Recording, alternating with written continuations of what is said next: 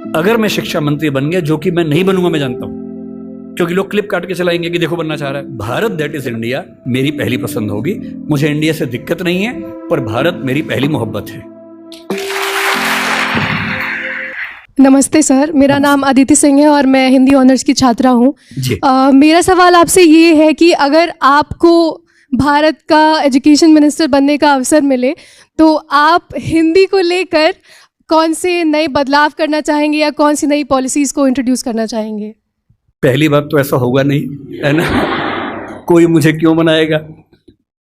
लेकिन अगर मैं इस हाइपोथेटिकल सिचुएशन में चला ही जाऊं कि मैं भारत का शिक्षा मंत्री बन जाऊं, इसमें एक समस्या ये है कि भारत में शिक्षा समवर्ती सूची का विषय है।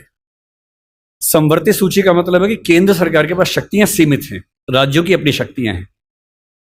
तो सबसे पहली बात, मैं राज्यों पर थोपूंगा कुछ भी नहीं, मैं सारे राज्यों के शिक्षा मंत्रियों के साथ संवाद करूंगा। मैं उन सबको प्रेरित करूंगा, समझाऊंगा।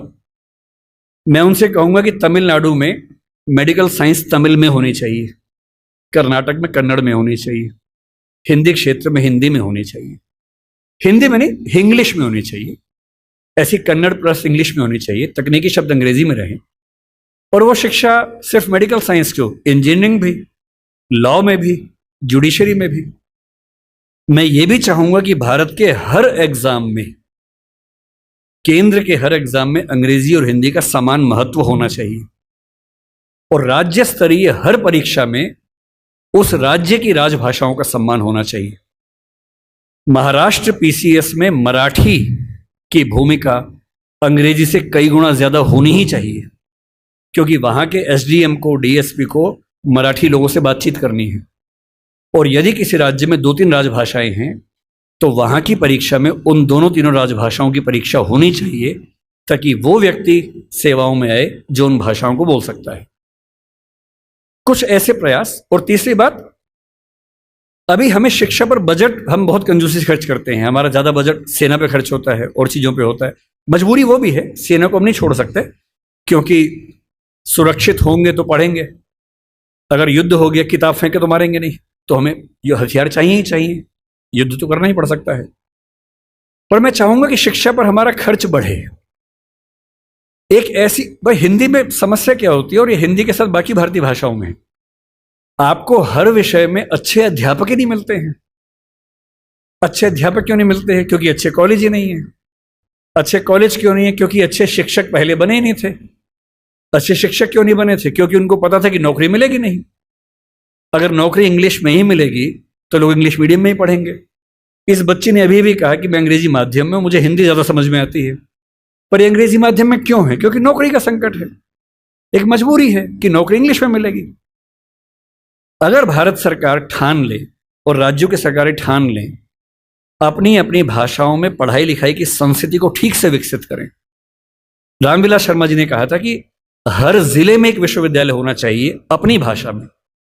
आंध्र प्रदेश के हर जिले में एक तेलुगु विश्वविद्यालय हो, जो उस जिले की विशेषताओं को केंद्र में रखकर ज्ञान विज्ञान कौशल का विकास करता हो। ये हिंदी पट्टी में होना चाहिए। हर जिले में विश्वविद्यालय हो, छोटा ही हो, एक विश्वविद्यालय हो। उस जिले में खेती कैसे अच्छी हो सकती है, उस जिले में उद्योग कैसे पनपेगा, स्टार्टअप कैसे होगा, उस पर रिसर्च वहां पर हो, वहां की भाषा में हो, वहां के किसान को समझ में आती हो। और देखिए, अनुवाद की दुनिया बड़ी समृद्ध हो चुकी है। आज से 4 साल पहले गूगल ट्रांसलेट करने पे हंसी आती थी। आज क्रिएटिव ट्रांसलेशन छोड़ दीजिए, तथ्यों का अनुवाद मैं तो अक्सर लगभग रोज इस्तेमाल करता हूं। हम जिस संस्था में काम करते हैं दृष्टि में, हमारी राजभाषा हिंदी भी अंग्रेजी भी है। और मैं सुनिश्चित करता हूं कि हमारी संस्था में जितने भी नोटिफिकेशन आएंगे पहले हिंदी में आते हैं, फिर अंग्रेजी में आते हैं। मैं खुद बनाता हूं, दोनों भाषाओं में बनाता हूं। पहले हिंदी में, गूगल ट्रांसलेट पे जाता हूं, 1 सेकंड में अनुवाद हो जाता है। फिर उसको चेक करता हूं। आश्चर्य आपको होगा कि पहले 40-50% सही होता था, आजकल 95-97% सही होता है। मुश्किल से 2 साल रुक जाइए, यह मामला 100% का होने वाला है। जिस दिन 100% का हो गया, उस दिन हिंदी वालों का यह बहाना खत्म हो जाएगा कि हिंदी में कंटेंट नहीं है।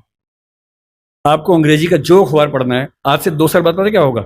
आप नेट पे जाएंगे, द हिंदू मान लीजिए पढ़ना है आपको, आप द हिंदू पे जाएंगे, नीचे क्या लिखा होगा, कौन सी भाषा में पढ़ेंगे, सारी भाषाओं के नाम होंगे।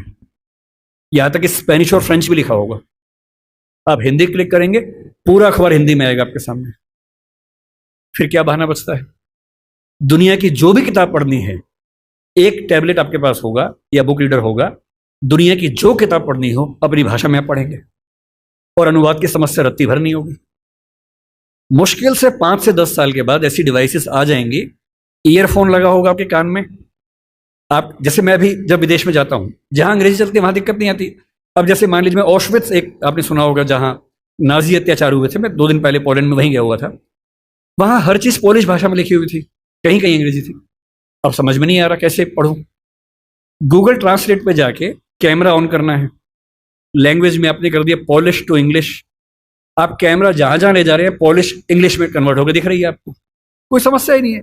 वो सारी पॉलिश लिखी है, मैं सारा अंग्रेजी में पढ़ रहा हूं, कहीं कहीं हिंदी में पढ़ रहा हूं, सब कुछ हो चुका है। मुश्किल से 2-3 साल बाद क्या होगा, ऐसे हेडफोन्स और माइक आ जाएंगे।